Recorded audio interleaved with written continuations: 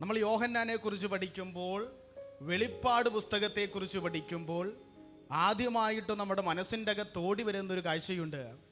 പത്മോസിൻ്റെ ഏകാന്തതയ്ക്കകത്ത് ഒറ്റപ്പെട്ട അവസ്ഥയിൽ കിടക്കുന്നതായി യോഹന്നാൻ. പ്രഭാഷണ വേദിയിൽ പ്രഭാഷകന്മാർ പറഞ്ഞവസാനിപ്പിക്കുന്നൊരു പദം, അവൻ ആകാശത്തേക്ക് നോക്കിയപ്പോൾ കണ്ടത് വട്ടമിട്ട് പറക്കുന്ന കഴുക്കന്മാരെ.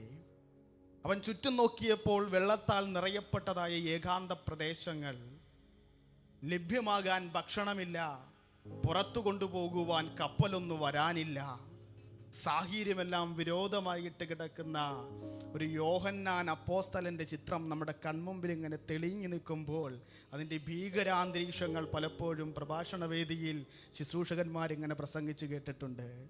ഞാൻ യോഹന്നാനോടൊന്ന് ചോദിച്ചു, അല്ലയോ നിനക്ക് ഭയമൊന്നും എവിടെ ഇല്ലായിരുന്നോ? യോഹന്നാൻ ഒറ്റ വാക്കേ പറയാനുള്ളൂ, എനിക്ക് ഭയപ്പെടേണ്ട ആവശ്യമില്ല. എനിക്ക് ഭയപ്പെടേണ്ട ആവശ്യമില്ല. കാരണം എന്താണെന്നറിയാമോ? ഇന്നവൻ നേരിടുന്ന സാഹചര്യങ്ങൾക്ക് മുന്നമേ ദൈവം അതിനെ നേരിടുവാനുള്ളൊരു ഉൾക്കരുത്തിനെ അവന് നൽകി കൊടുത്തിട്ടുണ്ട്. എവിടെയാ ആ ഉൾക്കരുത്ത്?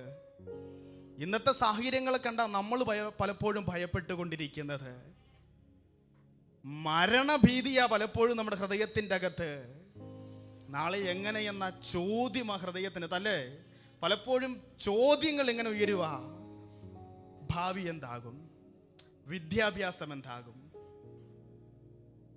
നാളെ എന്തെന്നുള്ള ചോദ്യം ഹൃദയത്തിൻ്റെ അകത്ത് ഇങ്ങനെ അലയടിച്ചുകൊണ്ടിരിക്കുകയാ. യോഹന്നാൻ ഒറ്റ കാര്യം പറഞ്ഞു തരും, നിങ്ങൾ എന്നെക്കുറിച്ച് പ്രസംഗിക്കുമ്പോൾ നിങ്ങൾ പത്മോസിൻ്റെ ഭീകരതയെ വർണ്ണിക്കുന്നുണ്ട്. പക്ഷെ ഞാൻ കണ്ട മറ്റൊരു കാഴ്ചയുണ്ട്. യേശുക്രിസ്തുവിൻ്റെ കൂടെ നടന്ന് 3.5 വർഷം എൻ്റെ കൂടെ ഉണ്ടായിരുന്നു 11 പേർ, യേശുവിൻ്റെ ശിഷ്യന്മാരായവർ. ഈ 11 പേരെ ആ ക്രിസ്തു കാൽവരിയുടെ ഗിരിമുകളിലേക്ക് ക്രൂശും ചുമന്നുകൊണ്ട് പോയപ്പോൾ ഞാൻ കണ്ടില്ല. ഞാൻ ആ ഗിരിമുകളിലേക്ക് കയറിപ്പോയപ്പോൾ കൂടെ നിന്നവരൊക്കെ പറഞ്ഞൊരു വാക്ക്, ഇവൻ ശപിക്കപ്പെട്ടവൻ്റെ കൂടെ കാൽവറിയിലേക്ക് പോയിട്ടുണ്ട്, ഇവൻ നിന്ദിക്കപ്പെട്ടവൻ്റെ കൂടെ കാൽവറിയിലേക്ക് പോയിട്ടുണ്ട്.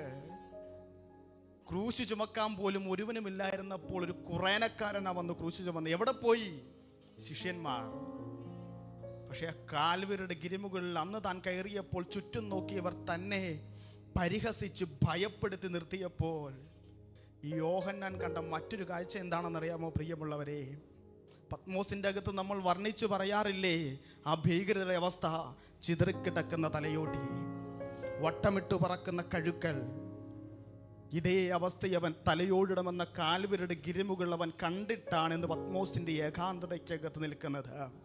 അർത്ഥമെന്ന് വെച്ച് കഴിഞ്ഞാൽ നമ്മൾ ഇന്ന് അനുഭവിക്കുന്ന ഈ പ്രശ്നമുണ്ടല്ലോ, അത് നാളെ ദൈവത്തിൻ്റെ മഹത്വത്തിൻ്റെ അകത്ത് നമ്മളെ കൊണ്ടു നിർത്തിയിട്ട് അതിൻ്റെ അകത്ത് ദൈവത്തിൻ്റെ മഹത്വം നമ്മുടെ ജീവിതത്തിൻ്റെ അകത്ത് അവന് വെളിപ്പെടുത്തി കാണിക്കാൻ വേണ്ടിയാണ് ഇന്നയുടെ ഈ കഷ്ടതകൾക്കകത്തുകൂടി, ഇന്നയുടെ ഈ നെരിപ്പോടുകൾക്കകത്തുകൂടി, ഇന്നയുടെ ഈ കണ്ണുനീരിൻ്റെ അകത്തുകൂടി എൻ്റെ പ്രിയ സഹോദര, എൻ്റെ പ്രിയ സഹോദരി, ഞാനും നിങ്ങളുമൊക്കെ കടന്നു പോകുന്നത് എന്ന് നമ്മൾ തിരിച്ചറിഞ്ഞിട്ട് ദൈവസന്നിധിയിൽ കരഞ്ഞുകൊണ്ട് നിൽക്കുമ്പോഴുണ്ടല്ലോ, ഒരു കാര്യം മനസ്സിലാക്ക്, നാളെ അവൻ്റെ മഹത്വം വെളിപ്പെടുക തന്നെ ചെയ്യും. ഇന്നയുടെ കണ്ണുനീരുകൾ സാരമില്ലെന്ന് എണ്ണിക്കോ. ഇന്നയുടെ പ്രതികൂലങ്ങളും പ്രയാസങ്ങളും സാരമില്ലെന്ന് എണ്ണിക്കോ. നാളെയെക്കുറിച്ചുള്ള ചിന്തയല്ലേ അലട്ടുന്നേ? മരണഭീതിയല്ലേ അലട്ടുന്നേ?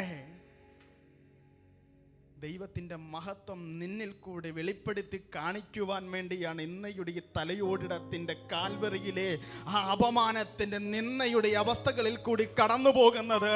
നാളെ ഒരു പത്മോസിൻ്റെ അവസ്ഥയുണ്ട്. ആ പത്മോസിൻ്റെ അവസ്ഥ ഭീകരാവസ്ഥയല്ല നമുക്ക്.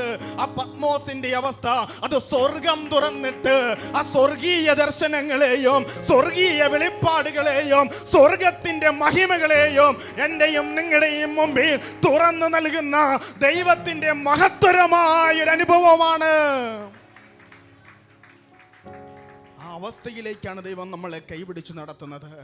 അതുകൊണ്ട് ഒറ്റവാക്കിൽ ദൈവാത്മാവിൽ ഇങ്ങനെ ഞാൻ പറയാം, ഉറപ്പോടെ ഇരിക്കുക, ധൈര്യത്തോടെ ഇരിക്കുക, ഹൃദയം കലങ്ങിപ്പോകരുത്.